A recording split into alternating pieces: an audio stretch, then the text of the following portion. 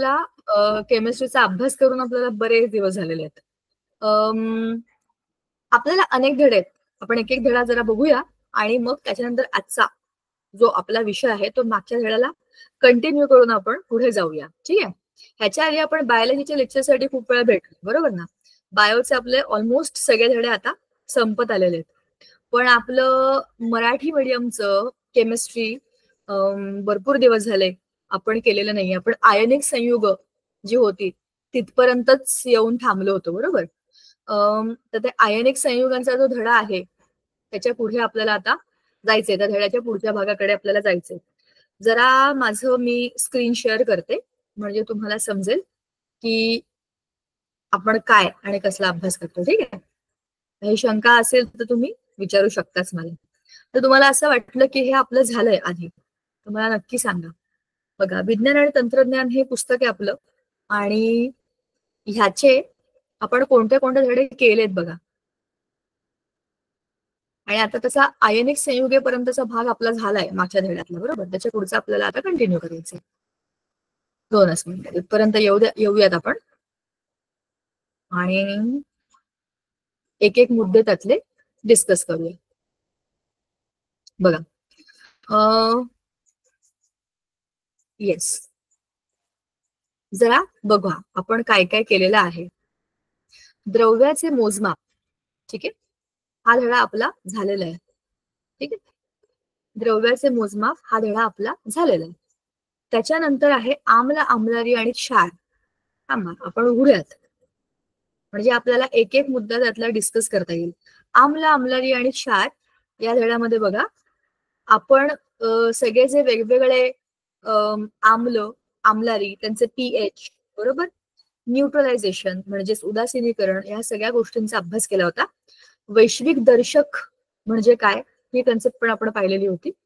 तर एक एक मुद्दा आपण आठवूया कारण काय खूप दिवसांनंतर आपला आज केमिस्ट्रीचा सुरू आहे मुद्दा. ठीक आहे. जरा हा धडा एकदा फास्ट फॉरवर्ड मध्ये बघू आपण.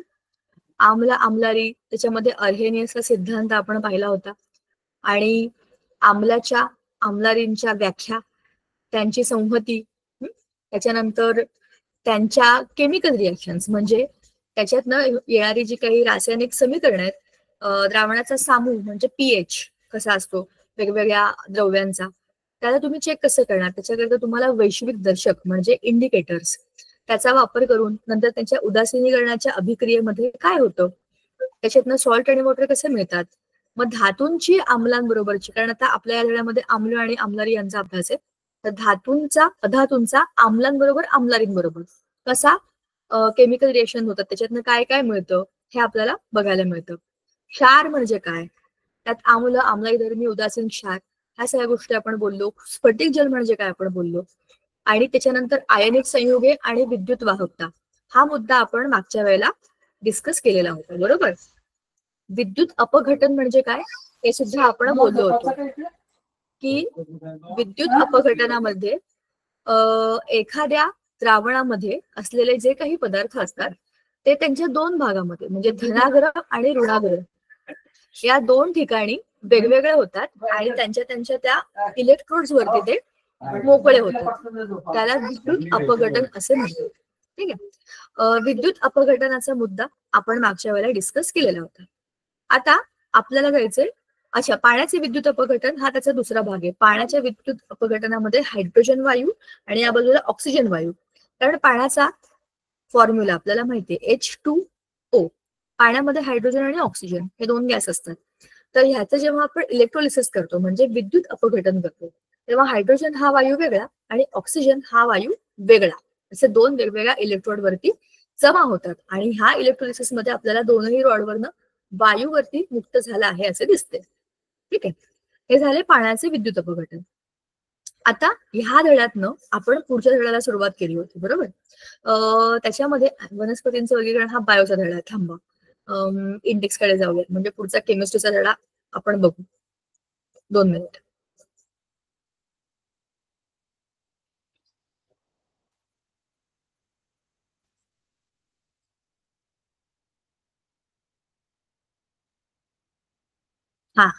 ओके. त्याच्यानंतर वनस्पतींचे वर्गीकरण तुमचं आधीच झालेलं आहे. परिसंस्थेचा ऊर्जा प्रवाह आपण केला. उपयुक्त उपद्रवी सूक्ष्मजीव ऑलमोस्ट होत आलाय, थोडासा शेवट झालाच असेल तो. त्याच्यानंतर आपला पर्यावरणीय व्यवस्थापन हा एक धडा बाकी आहे. आता पुढचा धडा जो होता तो आहे कार्बन एक महत्वाचे मूलद्रव्य. हा आपण आज सुरू करूया का? ठीक आहे ना. कारण की आपल्याला आता आता आता आपल्या अभ्यासामध्ये 13वा धडा हा पुढच्या टर्म मध्ये येणार आहे असं, म्हणजे तुमच्या एक्झामच्या नंतर तुम्हाला येणार आहे. पण आपल्या मागच्या धड्याच्या वेळेला आपण आयनिक संयुगांचा अभ्यास केलेला होता, बरोबर. थोडंसं मला हे बघायचं आहे की आपण म्हणजे मागच्या याच्यामध्ये आपल्या कार्बनचा अभ्यास सुरू केला होता ना. तुम्हाला लक्षात आहे ना आपण कार्बनचा अभ्यास सुरू केलेला आहे का नाही केलाय? मी तुम्हाला विचारते हा प्रश्न, कार्बन केमिस्ट्री आपण सुरू केलेली आहे का? कारण बायोलॉजीचं आपलं सगळं चाललेलं आहे, बरोबर. आणि केमिस्ट्रीचा जो धडा आहे जो कार्बन कंपाऊंडचा तो आपल्या सेकंड टर्म मध्ये तो आपण आता सुरू करणार आहे. आणि त्याच्यातल्या काही गोष्टी आपल्याला ऑलरेडी माहिती सुद्धा आहेत. मला तुम्हाला विचारायचंय की तुम्हाला लक्षात आहे का हे की आपण ह्याच्या पूर्वी हा धडा केलेला आहे किंवा नाही? कार्बन कंपाऊंड हा धडा आपण सुरू केलेला आहे, ते लक्षात आहे का? तुम्हाला काहीच लक्षात नाहीये? मी सांगते, ठीक आहे. आपण हा धडा सुरू करूया. धडा आहे कार्बन एक महत्वाचे मूलद्रव्य आणि हा आहे धडा 13वा. पान नंबर आहे 138. मी तो ओपन करणार आहे आता. कार्बनच्या वेगवेगळ्या अपरूपांबद्दलची चर्चा आपण केलेली होती, तुमच्या लक्षात असेल तर. कार्बन म्हणजे काय, कार्बनची अपरूप म्हणजे काय, कार्बनचे गुणधर्म म्हणजे काय, आणि मग त्याच्यानंतर आपण आयनिक संयुग म्हणजे काय, बरोबर ना. आयनिक संयुग म्हणजे काय इथपर्यंत आपला अभ्यास जनरल बोललो होतो. आयनिक संयुग म्हणजे कसे असतात.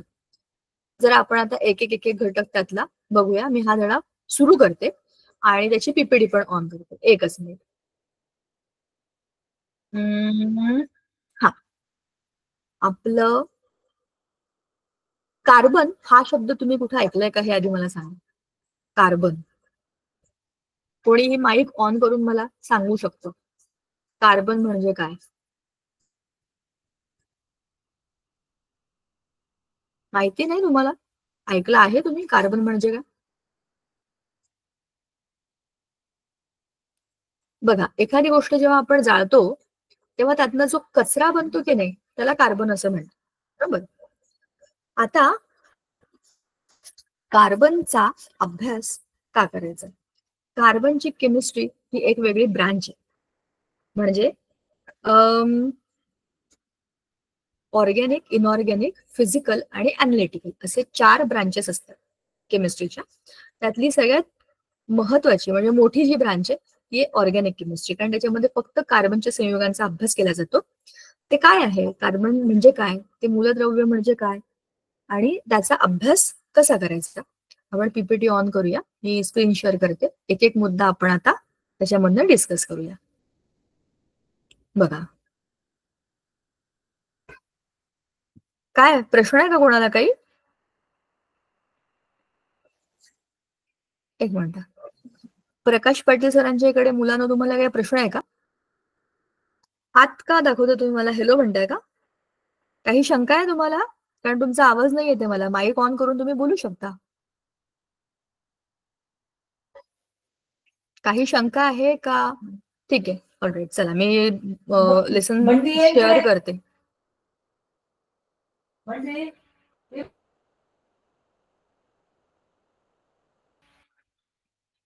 चला चला आपण बघूया हा धडा. कार्बन एक महत्वाचे मूलद्रव्य. बघा, कार्बन म्हणजे काय? आपल्या आजूबाजूला असलेल्या प्रत्येक घटकाला बनवण्यासाठी सगळ्यात एक मेजर असा मूलद्रव्य असतो जो असतो कार्बन. आता या कार्बनचा अभ्यास आपण बघूया. कार्बनला दाखवतात सी या संज्ञेने. कार्बनची संज्ञा आहे सी. त्याचं वजन म्हणजे त्याचं अणु वस्तुमानांक आहे 12 आणि त्याचा अणु अंक आहे 6. हा कार्बन कितव्या गटामध्ये असतो? 14व्या उभ्या गटामध्ये असतो. हा कार्बन एक फार महत्वाचं मूलद्रव्य आहे. कारण हा आपल्या आजूबाजूला असलेल्या सगळ्या पदार्थांमध्ये कोणत्या ना कोणत्या रूपामध्ये असतो.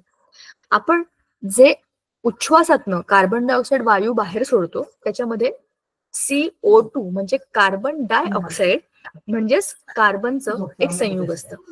आपल्या प्रत्येक पेशीमध्ये शर्करा आहे. ती शर्करा म्हणजे C6H12O6 म्हणजेच त्याच्यामध्ये पण कार्बन. वनस्पती स्वतःचं अन्न स्वतः बनवतात, त्याच्यामध्ये सुद्धा कार्बन असतो. हा कार्बन ऑर्गॅनिक, इनऑर्गॅनिक अशा अनेक वेगवेगळ्या रूपामध्ये आपल्या परिसरामध्ये असतो. आणि हा खूप महत्वाचा आहे, कारण की आपल्या प्रत्येक सजीवांच्या प्रत्येक अभिक्रियेमध्ये हा कोणत्या ना कोणत्या रूपामध्ये येतो. ह्याचा अभ्यास आपल्याला करणं गरजेचं आहे, कारण की ह्याची अनेक इंटरेस्टिंग आणि उपयुक्त अशी माहिती आपल्याला या धड्यामध्ये मिळते. बघा, आता या कार्बनचा जरा परिचय करून घेऊया. हे एक मूलद्रव्य, त्याचा ऍटॉमिक नंबर आहे 4. त्याच्यामुळे त्याची रचना बघा. त्याच्या मध्यभागी जे केंद्रक आहे त्याच्यामध्ये एकूण बाहेरच्या कक्षेतले 4 आणि मधल्या कक्षेतले 2 असे मिळून झाले 6 इलेक्ट्रॉन, बरोबर. तर ह्या कार्बनची जी काही अणु अंक आहे तो आहे 6, बरोबर. तर 6 अणु अंक म्हणजे त्याच्या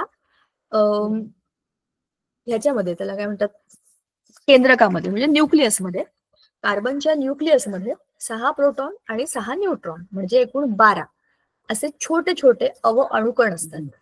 आणि पहिल्या कक्षेमध्ये 2 इलेक्ट्रॉन, दुसऱ्या कक्षेमध्ये 4 इलेक्ट्रॉन अशी या कार्बनची रचना असते. आता दुसऱ्या कक्षेमध्ये जर 4 इलेक्ट्रॉन आहेत म्हणजेच त्याच्या बाह्यतम कक्षेमध्ये 4 इलेक्ट्रॉन आहेत, तर आता याची व्हॅलेन्सी म्हणजे त्याची संयोजक किती असेल. प्रत्येक अणूला स्वतःचं अष्टक पूर्ण करायचं असतं. अष्टक पूर्ण करण्याकरता किमान 8 इलेक्ट्रॉन त्यांच्या बाह्यतम कक्षेमध्ये असायला हवे, किंवा मग द्विक पूर्ण करायचं म्हणजे 2 इलेक्ट्रॉन पूर्ण करायला पाहिजे. जर कार्बनला 2 इलेक्ट्रॉन पूर्ण करायला पाहिजे तर त्याला बाहेरचे सगळे 4 इलेक्ट्रॉन काढून टाकावे लागतील, जे करणं सोपं नाही. अष्टक पूर्ण करायचं असेल तर आणखीन 4 इलेक्ट्रॉन घ्यावे लागतील, म्हणजे आहे त्या रचनेमध्ये आणखीन इलेक्ट्रॉन टाकणं हेही बरोबर नाहीये. त्याचा आकार आहे छोटा, त्या रिंग मध्ये 4 इलेक्ट्रॉन ऑलरेडी आहेत. एखादा इलेक्ट्रॉन 2 इलेक्ट्रॉन ठीक आहे कसं तरी करून मावू शकतात, पण 4 इलेक्ट्रॉन टाकणं कार्बनला काही झेपणार नाही. मग आता काय करायचं. मग कार्बन वेगळ्या पद्धतीचे बंध बनवतो. पण कार्बन हा एक अधातू आहे.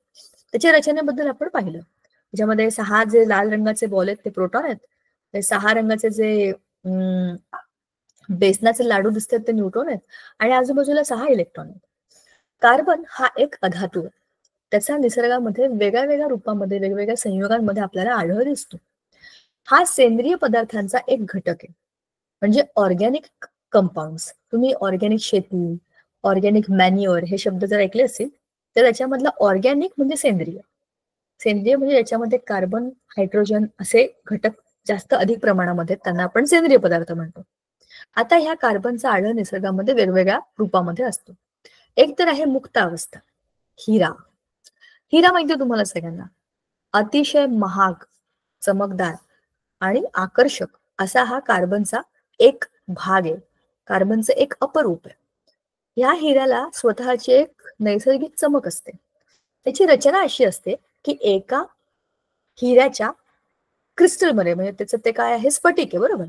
त्या स्फटिकामध्ये कार्बन अशा पद्धतीने रचलेले आहेत की त्याच्या आतमध्ये एकदा सूर्याचा किरण पडला की तो आतल्यात रिफ्लेक्ट होत राहतो, आणि म्हणून तो हिरा आतून चमकतो. हा हिरा जगातल्या सगळ्यात कठीण पदार्थांपैकीचा एक आहे. हिरा तुटत नाही, फुटत नाही. तुम्ही त्याला मारलं तोडून तरी पण तो लवकर तुटत नाही.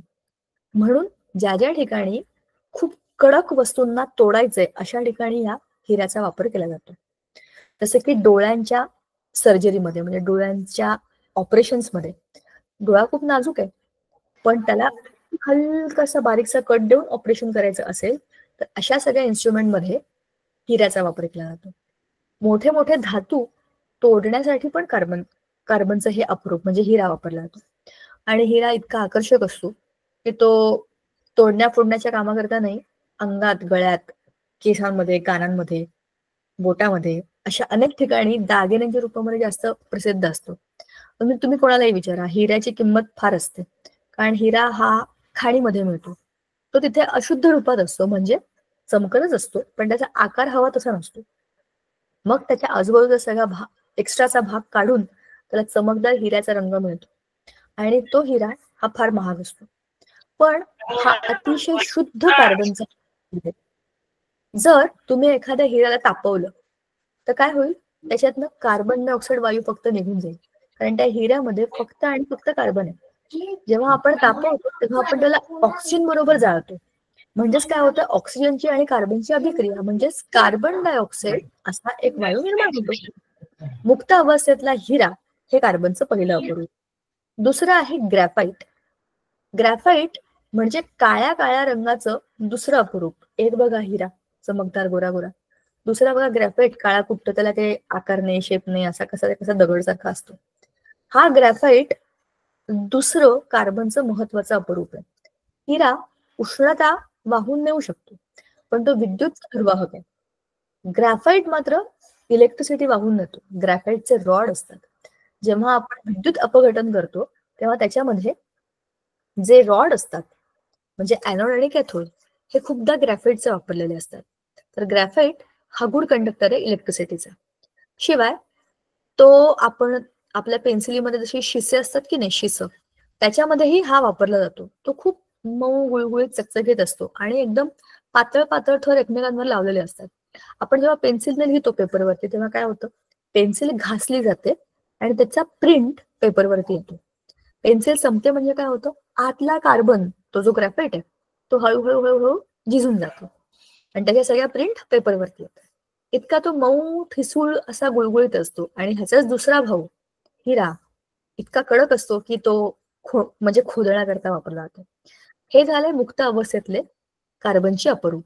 संयुक्त अवस्थेमध्ये हा कार्बन जीवाश्मांच्या रूपामध्ये आपल्याला मिळतो. जीवाश्म म्हणजे काय, तर पूर्वी, हजारो वर्षापूर्वी अनेक सजीव जेव्हा जमिनीखाली गाडले गेले, कुठल्याही नैसर्गिक प्रक्रियेमध्ये असं होऊ शकतं, भूकंप आला, धरणीकंप, भूकंप, किंवा पूर्णच्या पूर्ण मानवी वसाहती किंवा सजीवांच्या वसाहती जमिनीखाली गाडल्या गेल्या, तर जमिनीचा दाब, अतिरिक्त दाब, तापमान, ह्या सगळ्यामुळे त्या सजीवांच्या शरीरामध्ये काही प्रक्रिया घडल्या. विघटनच झालं, पण वेगळ्या पद्धतीने झालं आणि त्याच्यापासून जीवाश्म इंधन बनली. आपल्याकडे आताचे petrol, diesel, natural gas, CNG, BNG आपण सगळे जे वापरतो, ह्याची रिसोर्सेस म्हणजे ह्याची संसाधनाची मूळ बनलेली आहेत ती जीवाश्मांपासून बनलेली आहे. दगडी कोळसा पण त्यातलाच एक भाग. म्हणजेच ह्या सगळ्यामध्ये कार्बन आहे, कारण की तो ऑर्गॅनिक कंटेंट आहे, बरोबर, सेंद्रिय आहे तो. सजीवांच्या अंग किंवा अंगीभूत घटकांपासून बनलेले जीवाश्म. मग आहे संयुक्त अवस्था. संयुक्त अवस्थेमध्ये काय होतं, कार्बन हा दुसऱ्या म्हणजे एकाहून अनेक मूलद्रव्यांच्या बरोबर कुठल्या तरी रिएक्शन मध्ये आपल्याला दिसतो आणि संयुक्त अवस्थेमध्ये दिसतो. त्याला आपण कॅल्शियम कार्बोनेट किंवा संगमरवर या सगळ्या खडकांच्या रूपामध्ये बघू शकतो. आता हाच भाग आहे ना, आपण जरा आपल्या पुस्तकामध्ये बघूया. चित्रांसकट छान दाखवलंय बघा.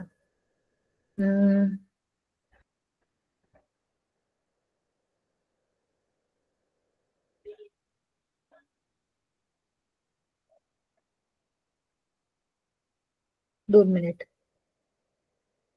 हे काय आहे, कार्बनच आहे काय? हा, कार्बनचाच धडा आहे, बरोबर. चला, योग्य पान आले.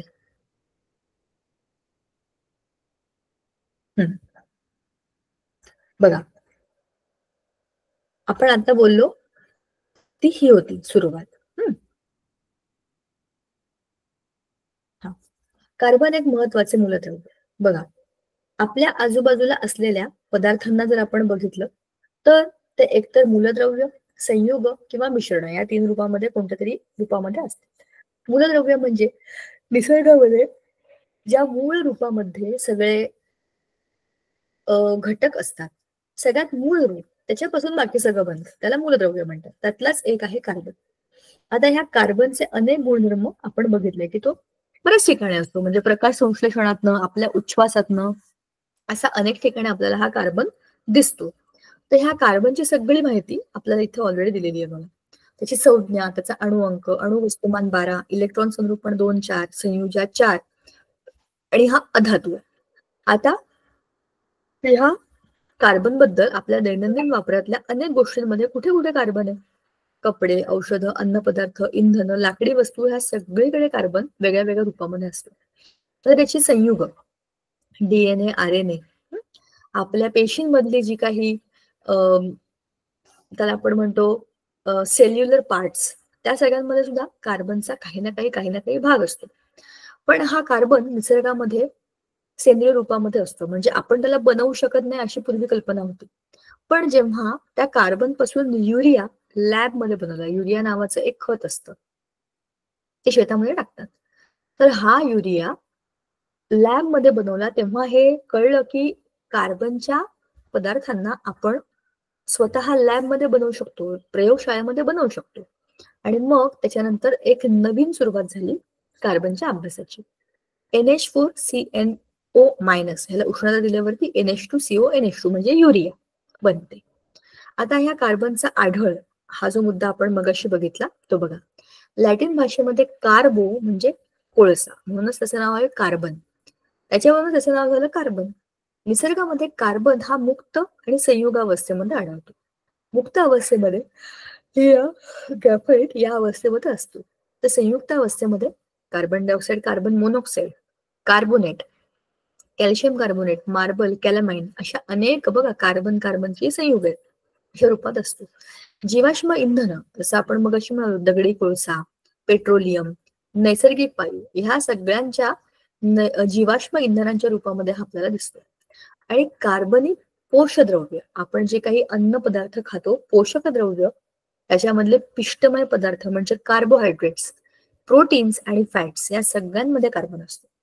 नैसर्गिक धागे, कपडे जे आपण घालतो त्यात कापूस असेल, लोकर असेल, रेशीम असेल, ह्या सगळ्यांची निर्मिती कार्बनच्याच मदतीने होते.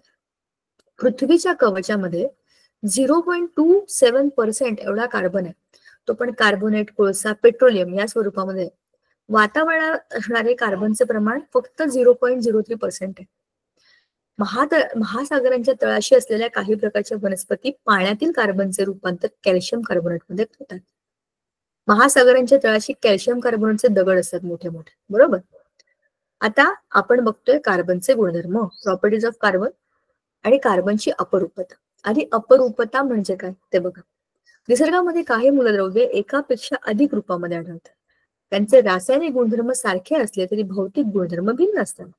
रासायनिक गुणधर्म कार्बनची आपण आता हिरा आणि ग्राफाइट ह्या दोन गोष्टी मगाशी बघितल्या.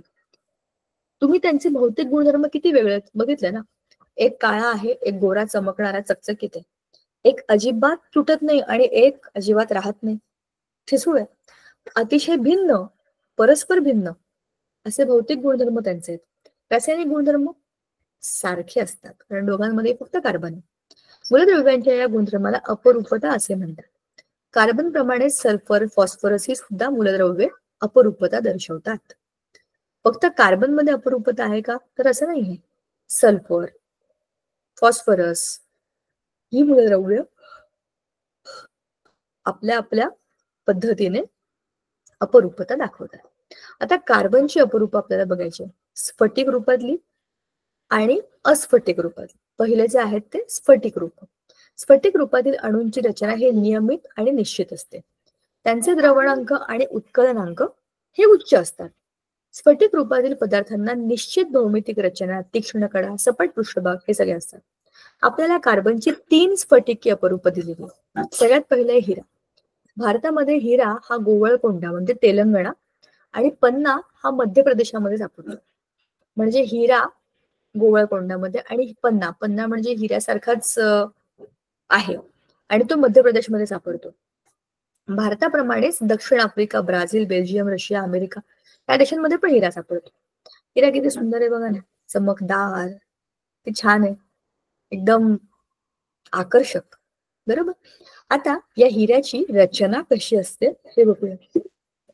हिऱ्यात प्रत्येक कार्बन अणू हा शेजारील 4 कार्बन अणूंशी सहसंयोजी बंधाने बांधलेला असतो.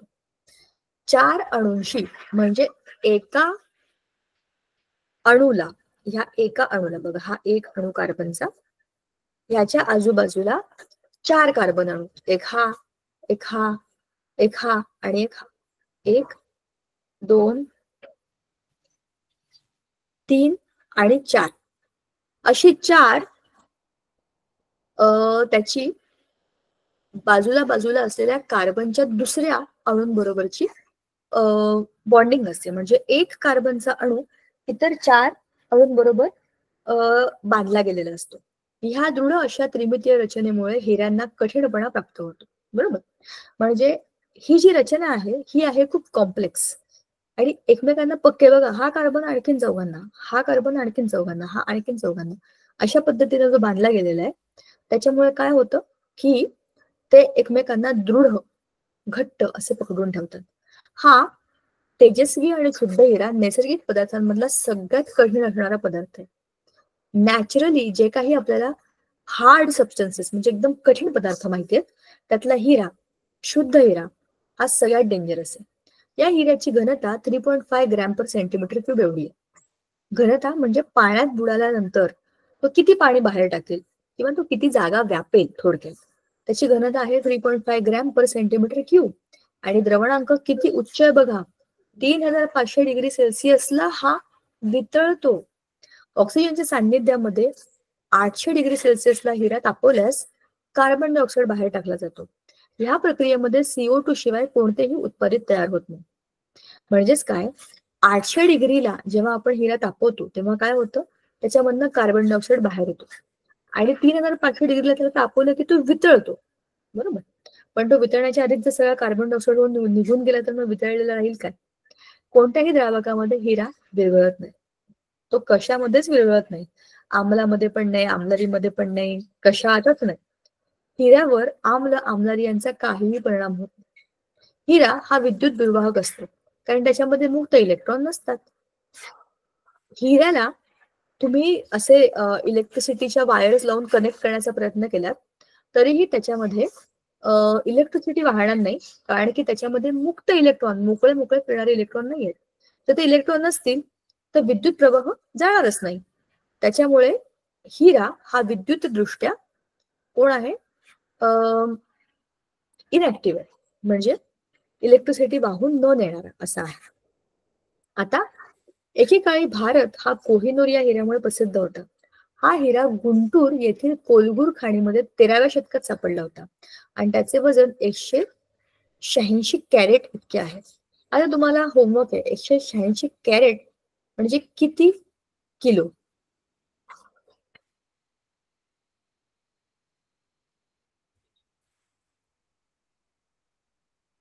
काच कापण्याच्या आणि खडकाला छिद्र पाडण्याच्या उपकरणामध्ये हा हिरा वापरतात.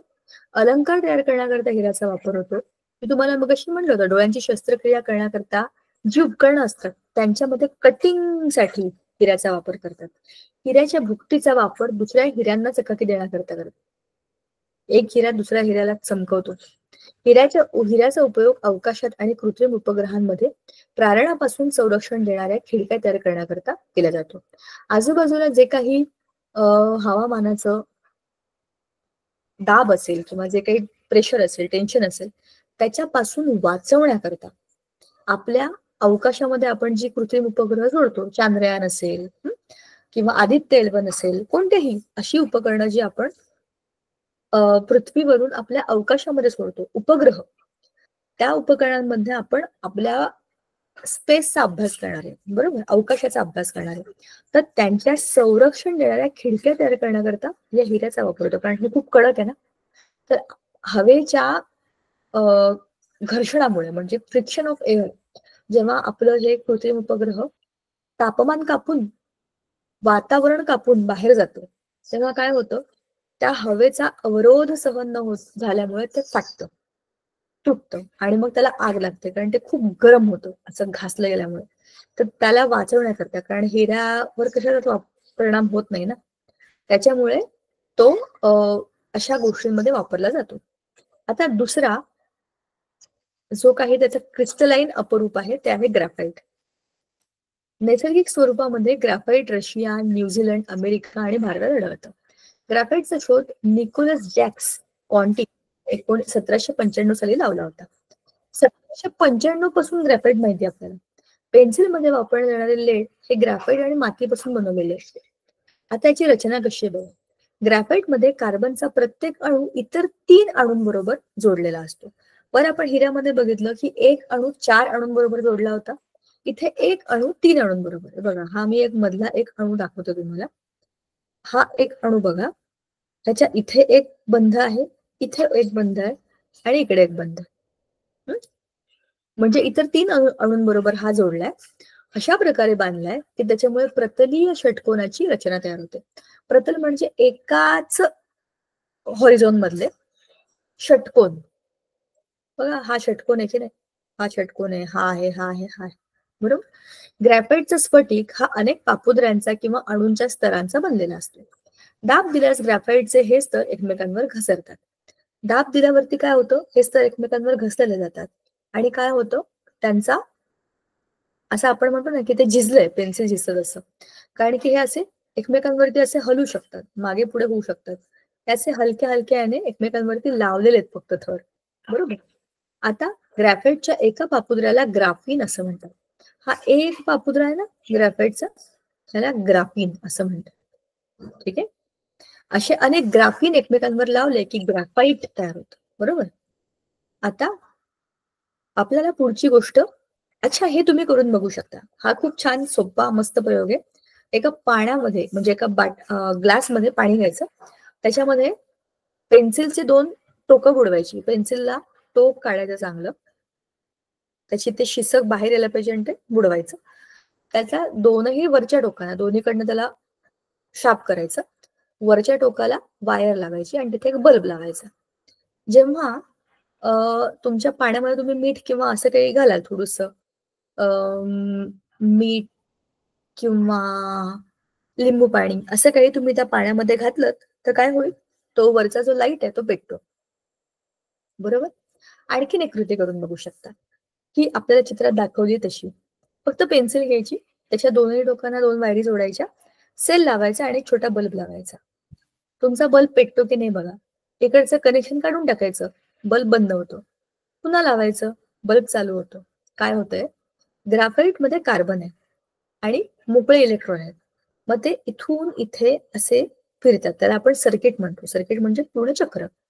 असं पूर्ण चक्र जेव्हा तयार होतं तेव्हा इलेक्ट्रिसिटी फ्लो होते आणि त्याच्यातनं हा बल्ब पेटतो, बरोबर. आता पेन्सिल मधलं लेड काढा आणि तिचा हाताला होणारा स्पर्श अनुभवा. तुमच्याकडे लेड पेन्सिल असेल, हे तुमच्याकडे अगदी सोपं आहे. ते पेन्सिलच्या लेडला हातात घेऊन बघा कसं मऊ मऊ लागतं. त्याचा रंग कसा आहे, ग्रे कलर आहे. त्या हाताने तोडून बघा, लगेच तुटतं. तुटलेलंच असतं ते. आपण उगाच विकत घेतो ते. आकृतीत दाखवल्याप्रमाणे साहित्य जुळवायचे आणि परिपथात विद्युत प्रवाह सुरू करा. परिपथात म्हणजे सर्किटमध्ये. Complete the circuit. एका परीक्षानळीमध्ये पाणी घ्या, दुसऱ्या परीक्षानळीत रॉकेल घ्या, दोन्ही परीक्षानळीमध्ये पेन्सिलच्या लेडची भुकटी करून टाका आणि बघा काय होत आहे. आता ग्रॅफाइटचे गुणधर्म. निसर्गतः सापडणारे ग्रॅफाइट काळे, मऊ, ठिसूळ आणि गुळगुळीत असते. ग्रॅफाइटमध्ये आतील संपूर्ण स्तरामध्ये मुक्त इलेक्ट्रॉन फिरत असतात, म्हणून हे विद्युत सुवाहक असते. खरांच्या रचनेमुळे कागदावर उमटण्याची क्षमता याच्यामध्ये असते. ग्रॅफाइटची घनता 1.9 ते 2.3 ग्रॅम पर सेंटीमीटर क्यूब एवढी आहे. आपल्या हिऱ्याची घनता किती जास्त होती आठवते ना तुम्हाला, ह्याची त्या मानाने बरीच कमी आहे. ग्रॅफाइट हे बहुतांश द्रावकांमध्ये विरघळत नाही. आपल्याला वरती पाणी आणि पेट्रोल दोघांमध्ये टाकून विरघळून बघायला सांगितलं. विरघळायचं कशामध्ये, चेक करा आणि मला सांगा उत्तर. आता ग्रॅफाइटचा उपयोग. ह्याचा उपयोग वंगण तयार करण्याकरता करतात. त्या बैलगाड्यांच्या चाकांमध्ये किंवा मशीन्सच्या खडखड खडखड वाजणाऱ्या आवाजांमध्ये जे वंगण लावतात त्याच्यामुळे त्याचं फ्रिक्शन कमी होतं. कार्बन इलेक्ट्रोड तयार करण्यासाठी ग्रॅफाइटचा वापर करतात. ग्रॅफाइटचा वापर लिहिण्याच्या पेन्सिलमध्ये पण केला जातो. रंग, पॉलिश यांच्यात पण ग्रॅफाइटचा वापर केला जातो. खूप प्रकाश देणाऱ्या आर्क लॅम्प मध्ये ग्रॅफाइट वापरतात. आर्क लॅम्प म्हणजे arc lamp, ARC, arc lamp. त्याच्यामध्ये कार्बनचा वापर करून ते असे प्रकाशमान होणारे असे असतात. ठीक आहे. आता तिसरा, कार्बनचं तिसरं आणि खूप इंटरेस्टिंग असं अपरूप आहे क्युलिरिन. क्युलिरिन म्हणजे बॉल. जसा आपला फुटबॉल असतो तसा हा बॉल आहे बघा. याच्यामध्ये कार्बनचे हेक्सागोन आणि पेंटागोन म्हणजे षटकोन आणि पंचकोन एकमेकांना जोडलेले. हा आहे षटकोन आणि इथं पंचकोन आहे. 1 2 3 4 5 दिसले. षटकोन आणि पंचकोन असे दोन वेगवेगळे कनेक्टेड असे त्याच्यामध्ये रचना असतात. ह्याचा जो शोध लावला तो रिचर्ड बकमिन्स्टर फुलर या नावाने जो कोणी एक शास्त्रज्ञ होता त्याने लावला. आणि या वास्तुशास्त्रज्ञाने केलेल्या गोलाकार घुमटाच्या रचनेवरून कार्बनच्या या अपरूपाला फुलरिन हे नाव देण्यात आलं. हा कोण होता? वास्तुशास्त्रज्ञ. म्हणजे काय होता? तो आर्किटेक्ट होता. त्याने अशा पद्धतीने त्याच्या घुमटाचा आकार म्हणजे एका कोणत्या तरी त्याच्या स्ट्रक्चरवरती वास्तूच्या स्ट्रक्चरवरती गोलाकार घुमटाचा असा त्याने आकार बनवला आणि त्याच आकारासारखा हा फुलरिन आहे म्हणून त्याचं नाव ठेवलं होतं बक फुलरिन किंवा बकमिन्स्टर फुलरिन. ठीक आहे. C60 या फुलरिनच्या कार्बनी अपरूपाच्या शोधासाठी हॅरॉल्ड क्रोटो, रॉबर्ट कर्ल आणि रिचर्ड स्मॉली यांना 1996 रसायनशास्त्रज्ञाचं नोबेल पारितोषिक देण्यात आलं. म्हणजे नोबेल प्राइज हे सगळ्यात मोठं प्राइज मानलं जातं. तर ह्या तिघांना ह्या फुलरिनचा शोध लावण्याकरता हे देण्यात आलं. ह्याचं प्रमाण खूप कमी असतं. कार्बनचं हे अपरूप खूप कमी प्रमाणामध्ये आहे आणि त्याचे खूप वेगवेगळे उपयोग पण आहेत. पण हा खूप रेअर ठिकाणी असतो म्हणजे सगळीकडे हा आपल्याला सापडत नाही आणि ह्याची अनेक अभ्यासाची उदाहरणं पण आहेत. म्हणजे C60 तर हा आहे. मग C70, C82, 86, 76 हे सगळे कार्बनची संख्या आहे. ह्या एका बॉलमध्ये 60 कार्बन आहेत. 60. मग याच्यामध्ये 86 कार्बनची रचना आहे. अशी ही याची रचना असते. याला फ्युलरिनची रचना म्हणजे फ्युलरिन असं त्याचं नाव आहे. आता याचे गुणधर्म जरा बघूया आपण. ह्याचे जे रेणू आहेत ते बकी बॉल किंवा बकी ट्यूब्स या स्वरूपामध्ये आढळतात. एका फुलरिनच्या रेणूमध्ये साधारण 30 ते 900 कार्बन असतात. फुलरिन कार्बनी द्रावणांमध्ये द्रावणीय असतो. उदाहरणार्थ कार्बन डायसल्फाइड आणि क्लोरोबेन्झिन. हा काय कार्बनी द्रावकांमध्ये द्रावणीय. फुलरिनचा उपयोग विसंवाहक म्हणून करतात. जलशुद्धीकरणाच्या प्रकल्पामध्ये फुलरिनचा उत्प्रेरक म्हणून वापर करतात आणि एका ठराविक तापमानाला फुलरिन अतिवाहकता हा गुणधर्म दाखवतो. हे त्याचे काही विशिष्ट उपयोग आहेत. विसंवाहक म्हणजे वहन करताना थांबवणं.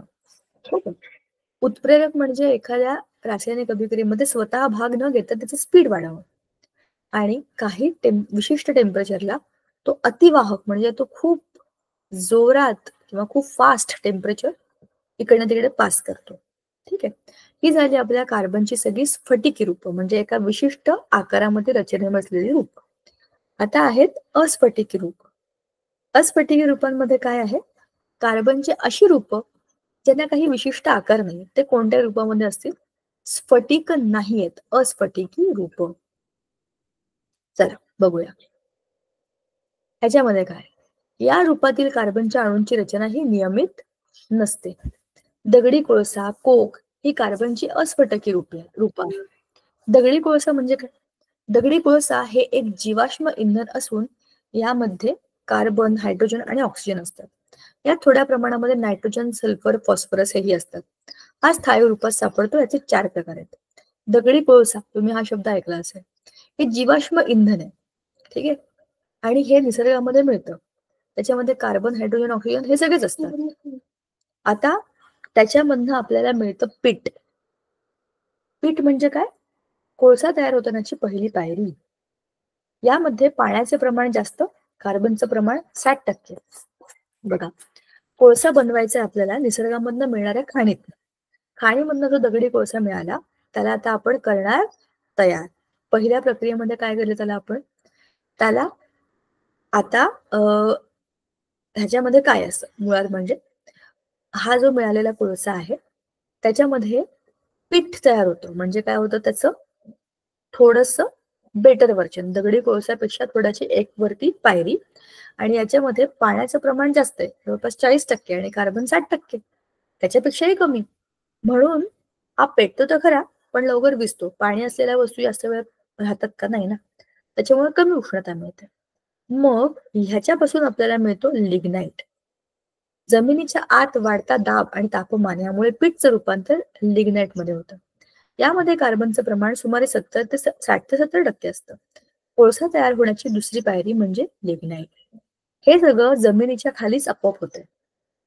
बरोबर. पहिल्यांदा पीठ तयार झालं. दगडी कोळसा कसा बनला? आधी पीठ, त्याच्यापासून लिग्नाइट, नंतर बिटुमिनस. कोळशाच्या निर्मितीमध्ये तिसऱ्या पायरीला आपण बिटुमिनस म्हणतो. याच्यामध्ये काय होतं? ह्याच्यामध्ये कार्बनचं प्रमाण सुमारे 70 ते 90% वाढलंय बरं का, 90%च्या आसपास त्या प्रमाणामध्ये असतं. नंतर आहे अँथ्रासाइट. कोळशाचे शुद्ध स्वरूप म्हणून अँथ्रासाइट ओळखला जातो. हा कोळसा कठीण असून त्यात कार्बनचे प्रमाण सुमारे 95% असते. चारकोल. प्राण्यांपासून तयार होणारा चारकोल हा प्राण्यांची हाडे, शिंगे इत्यादी पासून तयार केला जातो. तर वनस्पतींपासून तयार होणारा चारकोल हा लाकडाच्या अपुऱ्या हवेत केलेल्या ज्वलनापासून तयार होतो. बरोबर. म्हणजे अँथ्रासाइट हा 95% शुद्ध असा कोळसा आहे.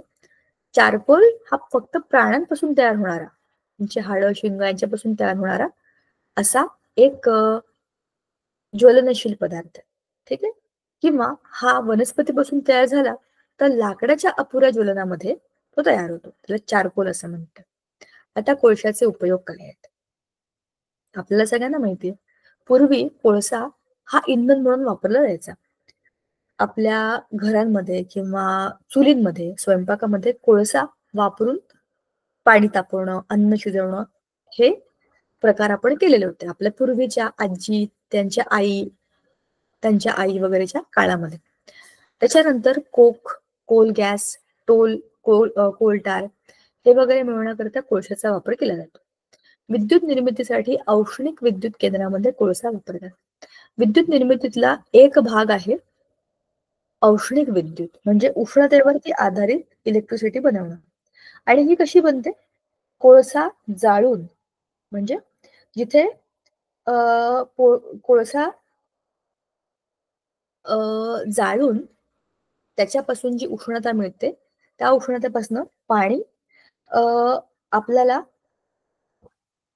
त्यातनं पाणी गरम करायचं, त्याच्या वाफेवरती आपल्याला त्याचे टर्बाईन्स फिरवायचे आणि ते टर्बाईन्स फिरले की मग काय करायचं?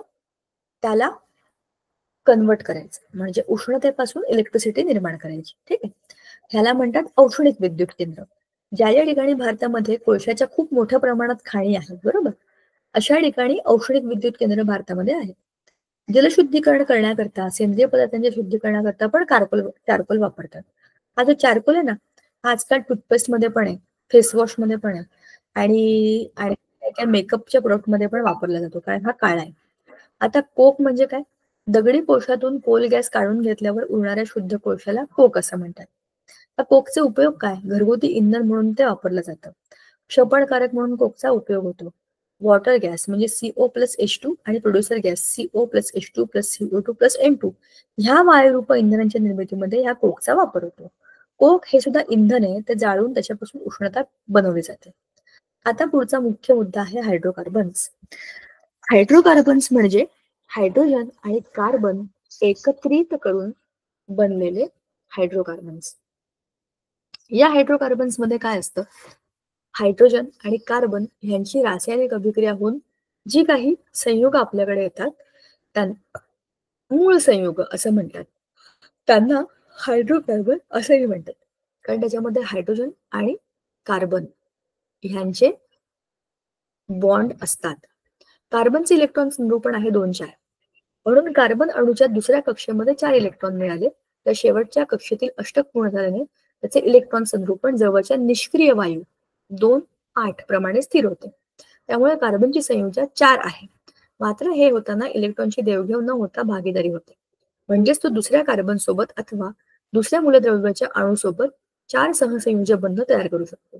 जेव्हा कार्बन प्रत्येकी 1 इलेक्ट्रॉन अशा प्रकारे 4 हायड्रोजन अणूंबरोबर 4 इलेक्ट्रॉनची भागीदारी करून 4 CH बंध तयार करतो, तेव्हा मिथेन हा वायू तयार होतो. आता बघा, कार्बनच्या बाजूला आहे 4 बंध, बरोबर, आणि हे 4च आहेत, पण त्याला अष्टक पूर्ण करण्याकरता अजून 4 इलेक्ट्रॉनची गरज असते. मग तो काय करतो? हवेमध्ये असलेला हायड्रोजन हायड्रोजनकडे एक इलेक्ट्रॉन, आपल्याला ते ऑलरेडी माहिती आहे, बरोबर. मग आता हायड्रोजनचा एक इलेक्ट्रॉन, कार्बनचा एक इलेक्ट्रॉन, हायड्रोजनचा एक इलेक्ट्रॉन, कार्बनचा एक इलेक्ट्रॉन, असे त्यांचे बॉन्ड तयार होतात.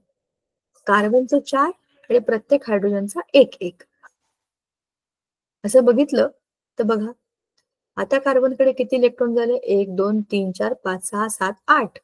कार्बनचं अष्टक पूर्ण झालं. हायड्रोजनच्या बाबतीत हायड्रोजनचे 1 2, या हायड्रोजनचे 1 2, त्याचे पण 1 2, ह्याचे पण 1 2. हा जो लाल काढलाय ना मी असा डॅश सारखा भाग, तो कार्बनचा इलेक्ट्रॉन आहे असं समजा. तो मुद्दाम लांब काढलाय की त्याचं स्ट्रक्चर वेगळं दिसावं म्हणून, किंवा आपण त्याला असं बॉल सारखं पण काढू शकतो. शेवटी आपल्याला ते इलेक्ट्रॉन म्हणूनच समजायचं. तर ते 2 इलेक्ट्रॉन हायड्रोजनचे झाले आणि 8 इलेक्ट्रॉन कार्बनचे झाले. दोघांनाही स्थैर्य प्राप्त झालं आणि मिळालं काय? CH4. त्याला म्हणतात मिथेन. हा हायड्रोकार्बनच्या फॅमिलीतला सगळ्यात छोटा आणि सगळ्यात पहिला असा एक संयोग आहे. ही झाली त्याची रेखा रचना आणि ही झाली इलेक्ट्रॉन डॉट प्रतिकृती. ठीक आहे. आपण हे असं लिहू शकतो, CH4 एका रेषेमध्ये 2 इलेक्ट्रॉन असतात, म्हणजे 4 रेषा म्हणजे 8 इलेक्ट्रॉन, बरोबर. म्हणजेच त्यांचं अष्टक पूर्ण झालेलं आहे. आता हायड्रोजन किंवा कार्बन दोघांनीही शेअर केलेल्या इलेक्ट्रॉन मध्ये असं नसतं, हा माझा इलेक्ट्रॉन, हा तुझा इलेक्ट्रॉन. इलेक्ट्रॉन म्हणजे इलेक्ट्रॉन, इट इज सेम. ठीक आहे. म्हणजेच आता या सगळ्यांची स्टेबिलिटी झालेली आहे. म्हणजे कार्बन आणि हायड्रोजन एकत्र येऊन जो बंध बनवतात तो चांगला स्ट्रॉंग असतो आणि स्टेबल असतो. ठीक आहे. आता संयुगांचे गुणधर्म म्हणजे काय? यांचा द्रवणांक आणि उत्कलनांक कमी असतो. सामान्यपणे ते पाण्यामध्ये अद्रावणीय आणि सेंद्रिय द्रावकामध्ये द्रावणीय असतात. उष्णता आणि विद्युत यांचे कमी प्रमाणामध्ये ते वाहक असतात. म्हणजे कार्बनची ही सगळी जी हायड्रोकार्बनची सगळी उदाहरणं आपण बघितली, ते कमी प्रमाणामध्ये विद्युत आणि उष्णता वाहून नेतात. ते पाण्यामध्ये विरघळत नाहीत, सेंद्रिय द्रावकामध्ये ते विरघळू शकतात. आणि त्यांचा द्रवणांक आणि उत्कलनांक बराच कमी असतो, म्हणजे नोटिसेबली कमी असतो. कारण की ते आयनिक बंधांनी बांधलेले नाहीयेत, ते सहसंयोजी बंधाने बांधलेत.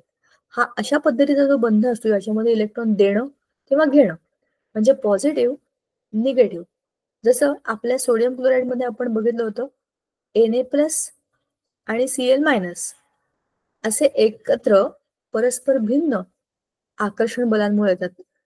असं इथे होत नाही. इथे फक्त शेअरिंग केलं जातं, म्हणजेच काय, भागीदारी. म्हणूनच ह्यांचे जे बॉन्ड आहेत ते खूप स्ट्रॉंग असतात, पण यांचे तसे नाही आहेत. स्ट्रॉंग असतात पण ते ह्यांच्या एवढे त्यांचे टेम्परेचर जास्त नसतात.